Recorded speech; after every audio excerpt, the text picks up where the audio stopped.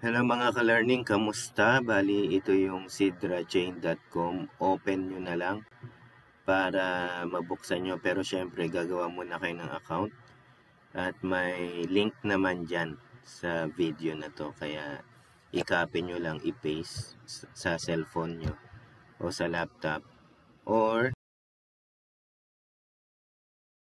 the best ay kunin nyo sa Google Play Store at i-download sa cellphone. Then, yung referral code, nandyan din naman sa description. Ilagay nyo na lang para hindi sayang yung referral natin. No? Kasi, may referral o wala, parang alam ko gagana pa rin eh. Pero, kung lagyan ng referral code, kung kanino nyo nakita o nalaman ng Sidra, so much better, lagyan na rin natin. Parang tulong na rin para makarami tayo ng mga group po natin sa referral. Tapos kung account ko, at least para makita lang po natin, itong nakikita nyong may timer, tapos itong daily token, yan yung mga namimina natin. Everyday meron po tayong 2 ST. Kung mapansin po ninyo, yung balance ko 0.90. Medyo matagal kasi na hindi ako na KYC. So kahapon lang ako na KYC. At i-share ko na rin yan sa inyo kahapon na nandun ako sa Dasmariñas, Cavite. Okay, so i-share natin yan at makikita naman po natin yung mga address. Ibigay ko po sa inyo para meron kayong idea saan yung mga lugar na pwede nyong puntahan.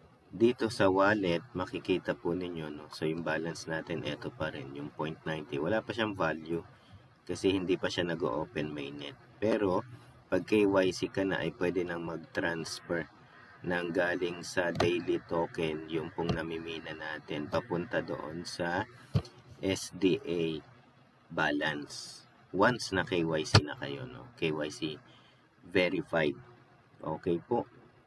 So, dahil kahapon ay na-verify ako at itong mga daily tokens na to ay hindi pa rin naman natin matatransfer doon sa SDA. Bali, antay pa po tayo ng 7 days. Every 7 days, meron po tayong 180 minimum na Sidra token or ST token na pwede po nating ma-transfer o ma-convert into Sidra balance. Ito po yun.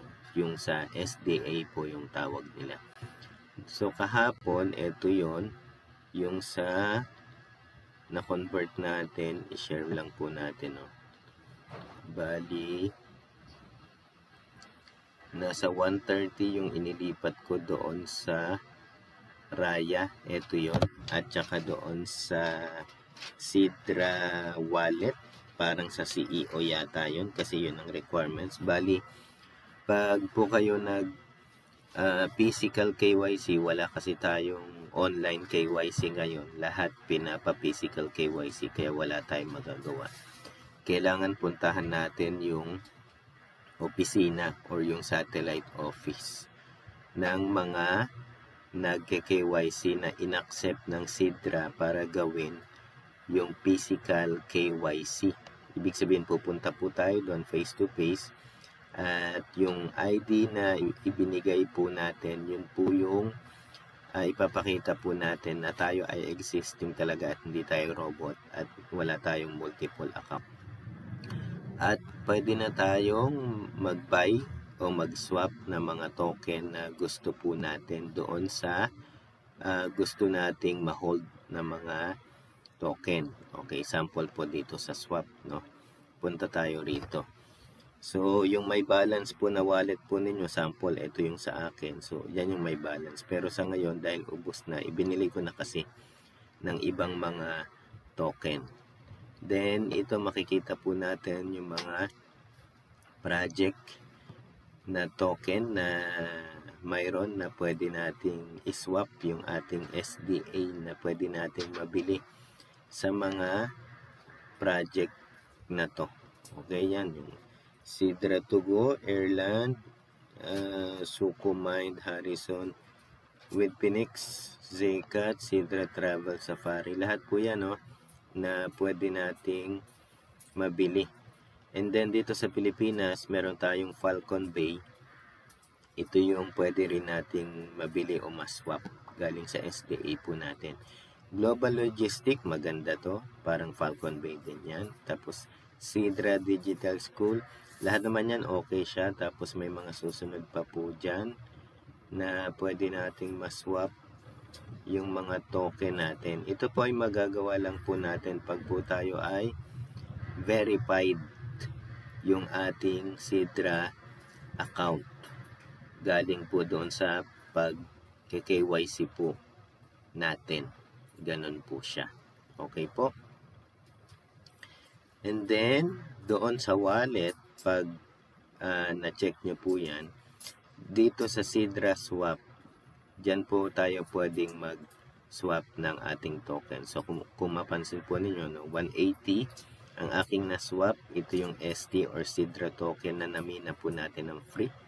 Tapos, pag may minimum na po kayo na 180 ay pwede nyo na pong maswap. Naka-cooldown siya ng 7 days kasi every 7 days lang tayo pwede mag-swap ng 180 ST. Okay, tapos may 0.1 na charges. So, bali 179.9 SDA yung pwede nating makuha doon sa isuswap po natin. So, saan galing yun? Yung ST token. Ang ST token po ay pwede nyong makuha doon sa pagmimina ng mga token. So, every 24 hours. Ito po yung sa akin, no? So, kung mapansin nyo yung timer, gumagalaw siya. 3 hours ay makaka-collect uli ako ng 2 Sidra token or ST. Hindi pa po yung coin na mining coin pa lang siya. Then, pag naka 180, ay pwede nyo nang i-convert dito para maging balance siya na SDA. Yun nga po, no, na pwede nating ipalit or iswap doon sa mga token na pinakita po natin kanina dito sa swapping. Okay, so, yun po yun. Dito na iipon yung daily tokens natin. Ito na yung balance ko kasi medyo matagal na rin tayo. Papakita ko lang. Okay lang naman makita yan para ma-inspire yung marami na ito pong project na to sa ngayon ay habang libre ay gawin na po natin. Then, basta nga po ang minimum ay 180. Pag naka 180 na po kayo dito ay pwede nyo nang iswap pag verified na po kayo.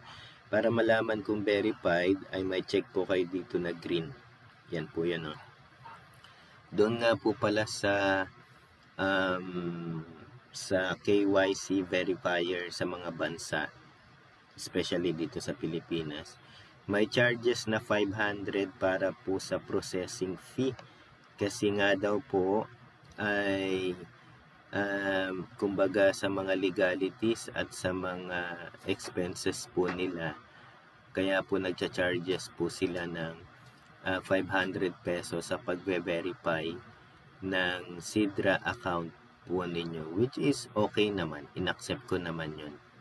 Kaya kahapon ay nandun tayo sa paliparan sa Dasmariñas, Cavite para mag-verify ng ating account sa Sidra, which is yung mga ganung bagay ay okay lang naman.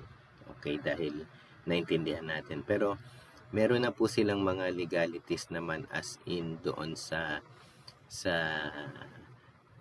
opisina po nila. Bali, satellite yon. Ang pinaka-main po ay nandun sa Binangonan, Rizal. Yung mga makikita nating branches ay yun po ay mga satellite office na pwede nating mapuntahan sa mga malalapit. Okay, pakita natin yung mga satellite office na sinend po nila doon sa Telegram at sa mga GC po nila sa Messenger sa Facebook. ay nandun po yung mga addresses. Yun lang muna, pero madadagdagan daw yun ng mga iba pang mga satellite office para hindi tayo mahirapan magbiyahe at mapuntahan ng mas lesson doon sa gagastusin nating pamasahe. Okay? So, pero wag po kayong pupunta doon kapag ang sidra nyo ay wala pang 180 kasi sayang. Or magpataas pa po kayo ng mas higher pa sa 180 kasi sa 130 na makakaltas dahil yung po yung parang pinaka sure ng Sidra CEO para malaman na yung wallet na yon ay legit. So pagka KYC natin ay kailangan nating mag-send ng 130. So yun po siya. Plus doon sa processing fee in personal ng Raya, yung may-ari ng Falcon Bay na project token din dito sa loob ng Sidra mining app. So, yun po yun. Okay, so yun po yung mga ka-learning. Explore nyo lang po. Nandyan yung link para makapag-start na rin po kayo ng inyong Sidra mining habang libre pa. Parang Pi Network to, pero baka mas matindi pa to sa Pi Network kung gagawin po natin habang mas maaga pa. Kasi habol po tayo rito. At sa Pi Network maraming kumita, pero okay mga ka-learning, no? Ito yung nandoon sa satellite office na TARPS. Andyan po yun, no? Yung Sidra Philippines, Know Your Customer Verification or KYC. Then, ito yung Raya Global or Raya Company. Diyan tayo magsasend ng 30 plus yung sa 100. Ito sa Sidra Philippines. Sidra CEO. Okay, hindi sa Sidra Philippines. Yung 30 para lang sa charges in online plus doon sa 500 pesos para malinaw lang po, no? Then Falcon Bay, ito yon, yung GLN nandun din po.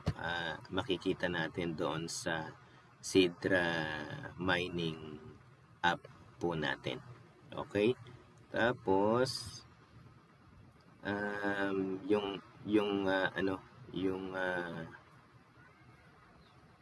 wait lang. Tapos ito yon, yung KYC verifier. Isa yan yung nasa Dasmariñas, Cavite na pinuntahan natin kahapon. Tapos yung iba nandyan sa mga lugar na to na malapit sa inyo siguro yan, no? Para ma-check nyo kung saang lugar. Check lang po natin. Okay po, no? Ito yung mga KYC verifier na sinasabi natin sa mga pwede nating puntahan. Pwede nyong puntahan. Okay, so nandyan naman po yung mga pangalan nila, cellphone number, email address, tsaka yung mga lugar. Yung nandito sa bandang unahan, Metro Manila sa Rizal po yan, no? Tapos yung isa sa Cebu, tapos yung sumunod, Metro Manila rin, baka mas malayo dito sa naunang Metro Manila din. Dahil yung isa Rizal, pero itong isa Metro Manila lang nakalagay, no? Tapos yung sa kabila, sa taas, yung Bukidnon, Northern Mindanao. Ayan, meron na sa Bukidnon pala, no? Tapos yung next, Laguna, Batangas, Quezon. Yan yung kinekater niya. 3 province, Laguna, Batangas, Quezon. Tapos yung isa, ito, Cavite. Yan yung pinuntahan ko kahapon na medyo malapit lang dito sa akin. Tapos yung isa, Pampanga. Yung nandun sa pinakababa. Okay, so sa ngayon, yan yung mga KYC verifier na pwede natin puntahan para ma-KYC po ang inyong Sidra account. At doon sa mga mare-refer pa po natin na mga iba pa na gustong magkaroon ng Sidra coin na libre at makapag-verify po sila doon sa mga malapit sa kanilang mga KYC verifier. So, ganun po. Tapos yung link, pwede naman niyang i-link or i-share kahit kanino yung mga link nyo. Bawat cellphone po ay pwede na mag-KYC basta magkakaibang tao na may-ari nung account na yon. So, yun po yun, no? Or hindi kaya isang cellphone, tatlo yung may-ari basta magkakaiba ng login password. At pag nag-KYC, magkakaiba rin syempre kung kani-kanino yung mga account na yon.